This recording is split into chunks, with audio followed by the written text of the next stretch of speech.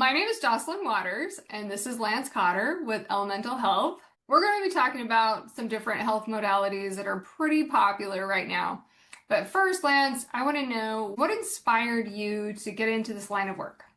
Good question. Yeah, and thanks for having me, Jocelyn. I appreciate you. It's great to be here. It's always fun talking about health and getting more information out there. I would say what inspired me with being a clinic owner was just my own personal experiences with health. Like, as all of us have, go through our own health journeys and transformations. So mine was a long time ago. I'm 32. This happened, and this was when I was 17. I was pretty unhealthy, and I had a candida, and I didn't really know what that was. I found out a little later, but essentially I was fatigued all the time, felt like crap, brain fog, no energy. And then I went to the doctor and tried to get a diagnosis, and they didn't even do blood work, by the way. It was just like, they just wanted to talk about it. And I said, I have headaches and I feel like crap. And the doctor said that she thinks that I have schizophrenia. That's crazy. So I also thought that was crazy. So I laughed and I said, okay, what's weird? And then essentially, and that was after 5 minutes talking to her. So yeah, I thought that was kind of BS. I feel And like she shouldn't have a license.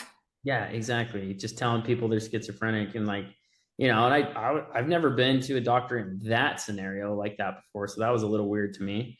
And I didn't even know what that was. And then, so I tried a different holistic practitioner because my mom, about 2 years before that, started being really holistic minded. So she took me to a iridologist doctor. They're not really like doctors, but iridologists are people who study your eyes and the health of your eyes, and the health of your eyes reflect your body's status. So if anything's off, like your organs, your mind, or anything like that, it reflects in through your eyes. And so went to this lady. They're hard to find. And she looked into my eyes for a couple minutes and said, oh, you just have candida.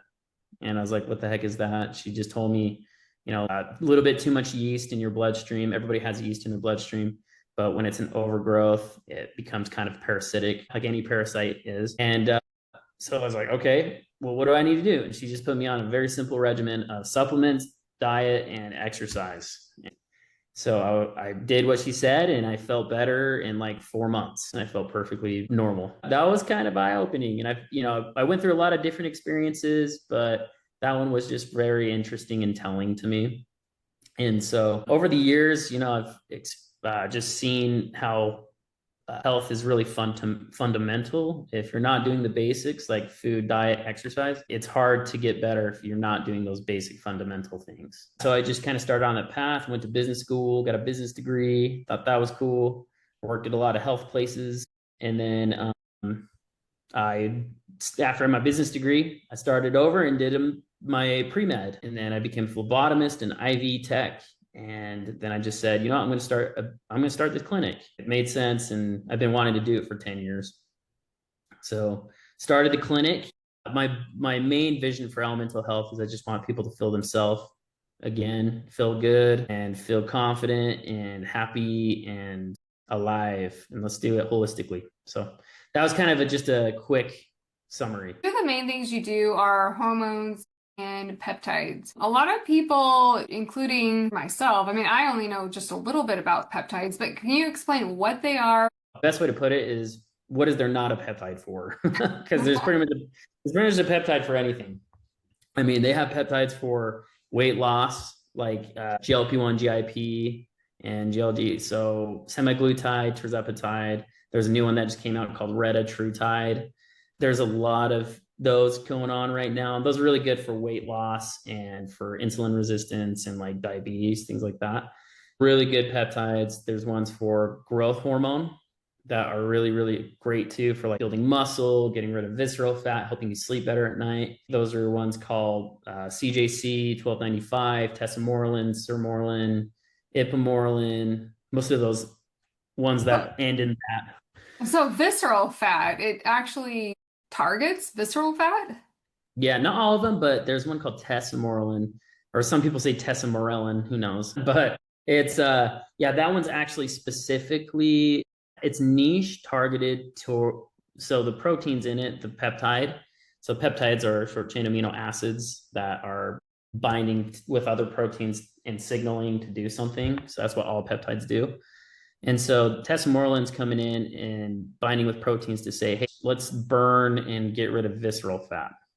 So it targets the visceral fat around your midsection, but it also really helps with like gaining, well, more like muscle tone. So helps you tone muscle, get a little bit more muscle, definition, things like that.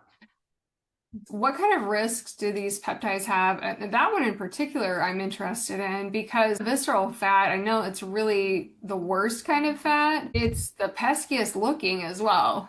Yeah, it I is. It's mean, annoying. It is, and it's annoying. We all have it, and it's super frustrating. And it's honestly because of the crappy American diet. It's super hard to right. find good food, and then like all of the bad food and like the crappy drinks all just turn into stored fat. Tesamorelin is really awesome because it's targeting visceral fat, and so it's helping burn that, but it's also not. It doesn't really overwhelm your system like some of the other peptides do. So there are cons, or I guess you could say side effects to all peptides. Anything can have a side effect, but typically the biggest side effects you see with any peptides or with growth hormone peptides like tesamorelin or CJC is potential flushing. You might get a little bit of irritation in the injection site, like a rash. Sometimes you hear that. So it's not that bad. You see more issues with CJC 1295 coupled with ipamorelin, and that one causes flushing and can cause anxiety and weird stuff like that sometimes. So it's good to know these things. Okay. Well, what about semi-glutides? Those do Mhm. slow down your digestion. Mhm. There can be some issues with that. Yeah, for sure. There's issues with that. For example, I work here with our doctor I'm partnered with, and he is awesome. And he talks about this all the time. But semaglutide, tirzepatide, all of those tides, right? Those are pretty strong. I mean, they're aggressive. They are probably the most effective peptides because they work pretty quick. And so they're called GLP, GIP receptor agonists. And what they're doing is they're helping you with food noise. So it's going into your receptors and helping you not feel as hungry. And so that's good because we all have food noise, right? That's just kind of how it is. A lot of us do. And that's why we overeat. But the issue is it slows down your motility, which is the digestive tract, right? It slows down your digestion. So that's also, I guess, kind of a pro because you feel full longer, which is good. But the issue with that is your metabolism's kind of slowed down. So the food is getting digested slower. So it could sit in your stomach, and sometimes people get more nauseous. They're getting nauseous a lot of times because the food isn't digesting and you're getting sick because of the rotting food in your gut. Yeah, so could it be putrefying in there? Yeah. It's Yeah. putrefying. Yeah. It's kind of putrefying. So it's like I try to tell people this, and our doctor does too, but it's not very recommended. Like unless you're dealing with severe obesity, you need to lose like 100 pounds or something like that. You should probably go up on a high dose. But we usually start people out on the low doses, like or even micro doses, microdosing to like low dosing, so that you're not getting putrefied food sitting around rotting in your stomach, making you feel like crap all day. So that'll still help you if you're microdosing, but just a Yes. lot more slowly without the putrefying and the extremely slow digestion.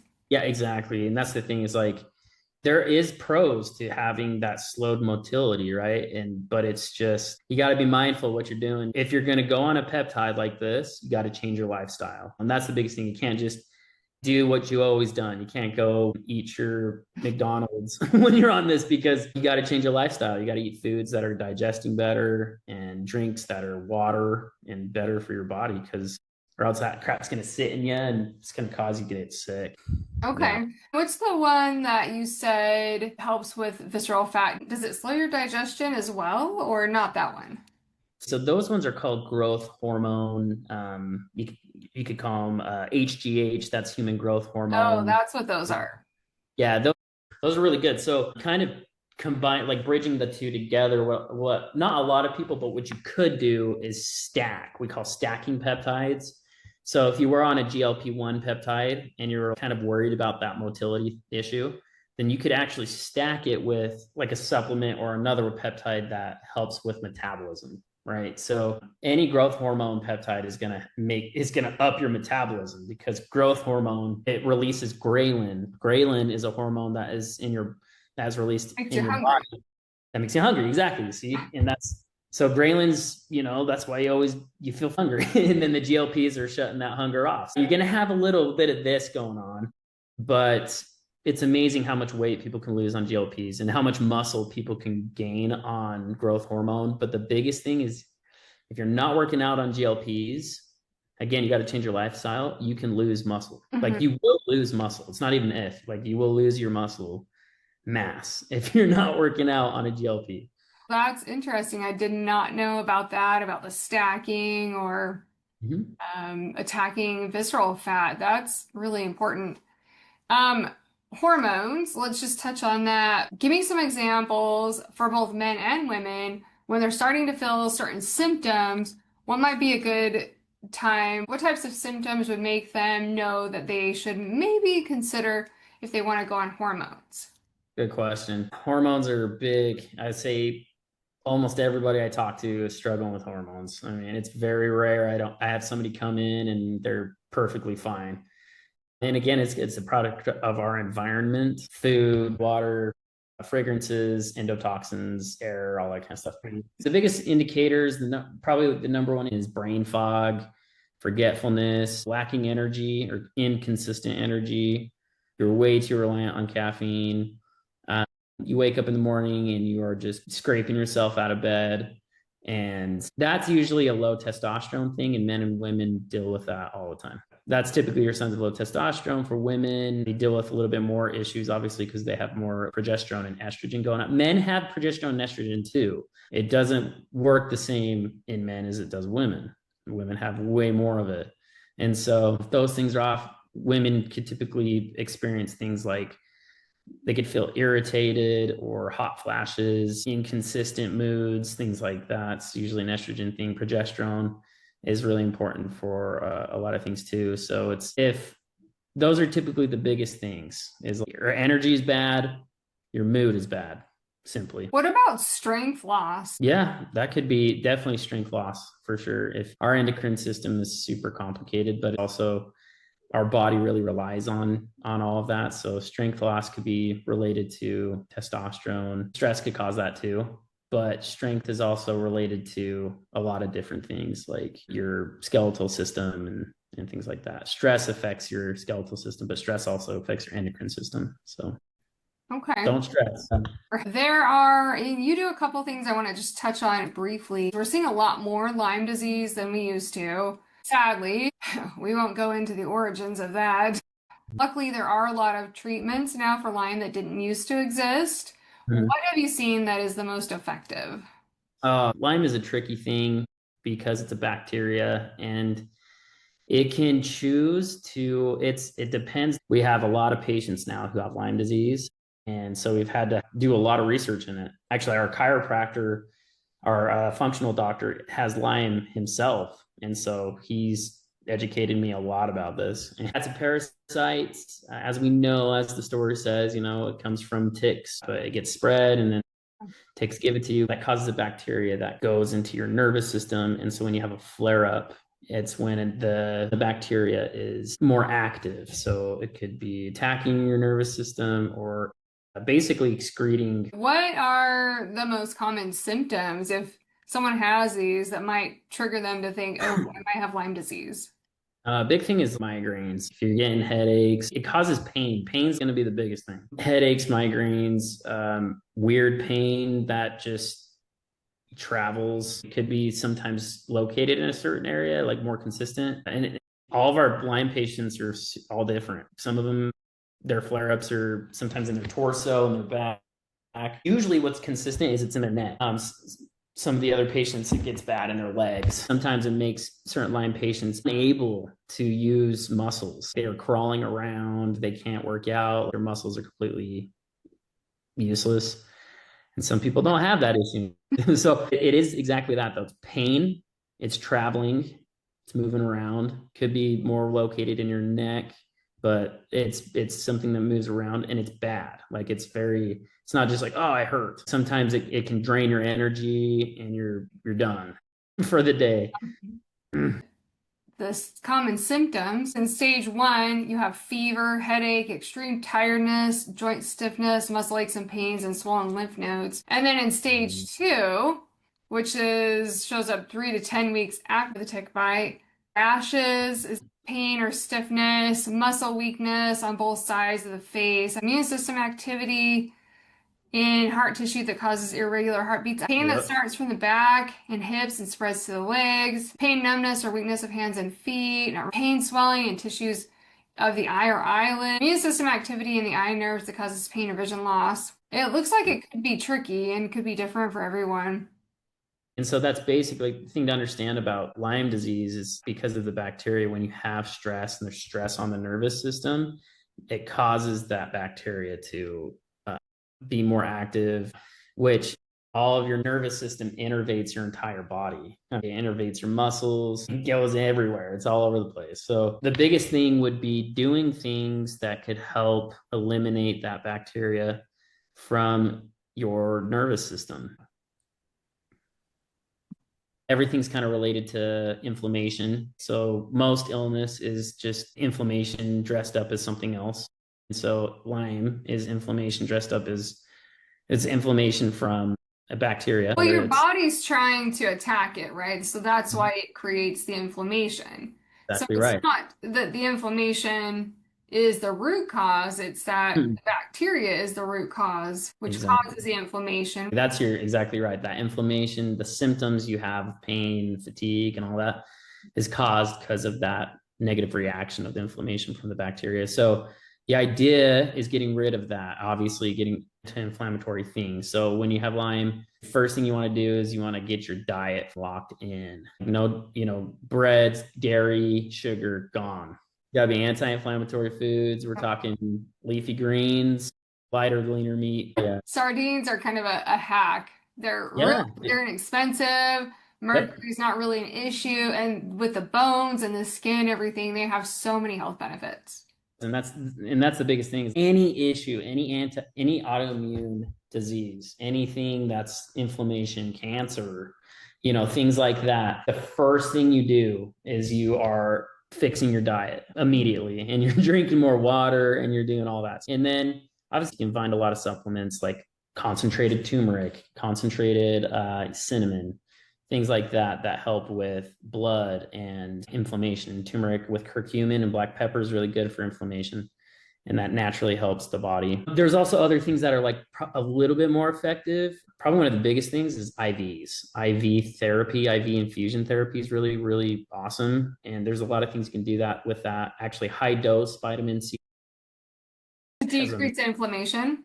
does. It helps with cancer patients. It helps with Lyme patients. It helps with like pretty much anyone who has inflammation because that high antioxidant amount in vitamin C. And how long would that last for? Like, let's say you do one IV, how long would that last?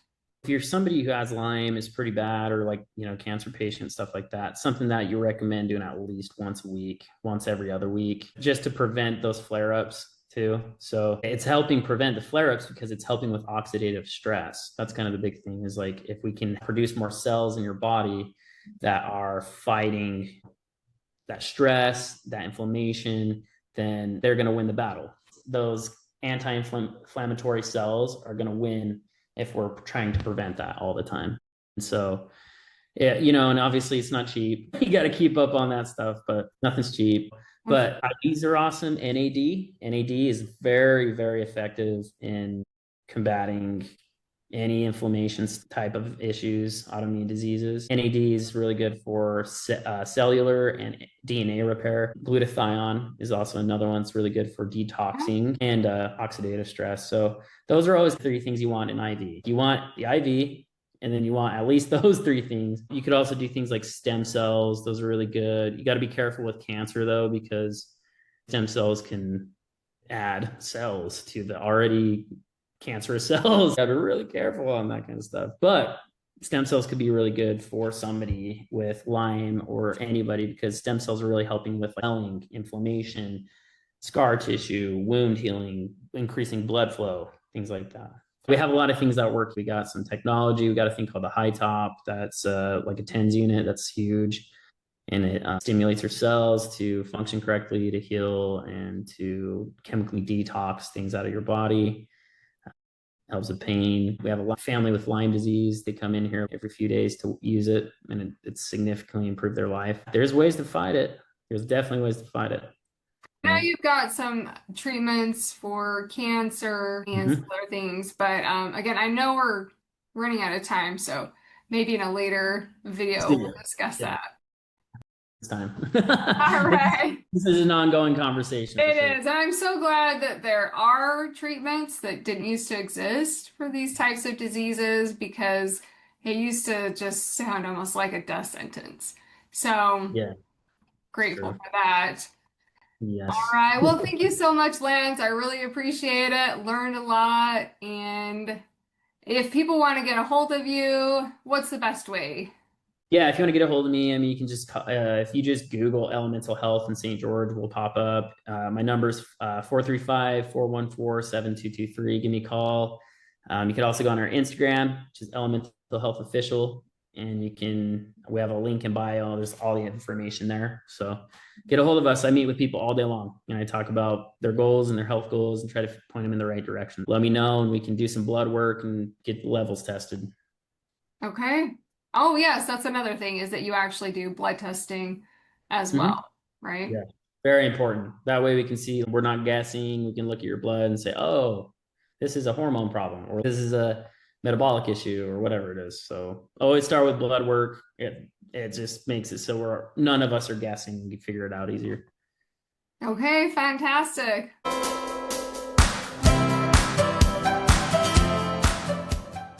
We'll See ya. talk to you soon.